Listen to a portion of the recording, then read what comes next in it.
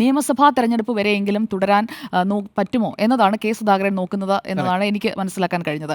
കാരണം നിയമസഭാ തെരഞ്ഞെടുപ്പിൽ ഒരുപക്ഷെ അധികാരത്തിലേക്ക് വരാൻ കഴിഞ്ഞാൽ അദ്ദേഹത്തിന് ഡീസൻ്റ് ആയിട്ടുള്ളൊരു എക്സിറ്റ് എന്ന് പറഞ്ഞാൽ അതാണ്. അല്ലാതെ ഇപ്പോൾ അദ്ദേഹത്തെ അദ്ദേഹം സ്വയം തീരുമാനിച്ച് ഇറങ്ങാമെന്ന് സമ്മതിച്ചാലും അതല്ല അദ്ദേഹത്തോട് നിങ്ങൾ മാറൂ എന്ന് ഹൈക്കമാൻഡ് പറഞ്ഞ് സമ്മതിപ്പിച്ചാലും അങ്ങനെ മനസ്സോടെ അദ്ദേഹം ഇറങ്ങിയാലും എങ്ങനെ പോയി കഴിഞ്ഞാലും അതൊരു ഡീസൻ്റ് എക്സിറ്റ് ആവില്ല. കാരണം രണ്ടാം വട്ടവും തോറ്റ് പ്രതിപക്ഷത്തിരിക്കുന്ന ഒരു പാർട്ടിയുടെ അധ്യക്ഷനാണ് കെ സുധാകരൻ എന്ന് പറയുന്നത്. അദ്ദേഹത്തിന് ഒരു നാണക്കേട് തന്നെയാണ്. നിലമ്പൂർ ഉപതെരഞ്ഞെടുപ്പിന് മുൻപ് പുതിയ അധ്യക്ഷനെ കൊണ്ടുവരാനായിട്ടുള്ള നീക്കം നടക്കുന്നത്. അപ്പോൾ നിലമ്പൂർ ഉപതെരഞ്ഞെടുപ്പ് ഒരുപക്ഷെ അടുത്ത ആഴ്ചയോ മറ്റോ ഒക്കെ പ്രഖ്യാപിക്കുമെന്നുള്ള ഒരു രീതിയിലാണ് ജില്ലാ കളക്ടർ, മലപ്പുറം കളക്ടർ അടക്കം നടത്തിയ പ്രതികരണങ്ങൾ. പക്ഷേ യുദ്ധ സാഹചര്യം നിൽക്കുന്നത് കൊണ്ട് ഉപതെരഞ്ഞെടുപ്പിലേക്ക് പോകുമോ, രാജ്യത്തിന്റെ മറ്റിടങ്ങളിലും ഉപതെരഞ്ഞെടുപ്പ് നടക്കേണ്ടതുണ്ട്, ഒരു യുദ്ധ സാഹചര്യം നിൽക്കുന്നത് കൊണ്ട് പഹൽഗാമിന്റെ പശ്ചാത്തലത്തിൽ അതെ, അതുകൊണ്ട് തെരഞ്ഞെടുപ്പ് വേണ്ട എന്ന് വെക്കാനുള്ള ഒരു സാധ്യതയും മുന്നിലുണ്ട്.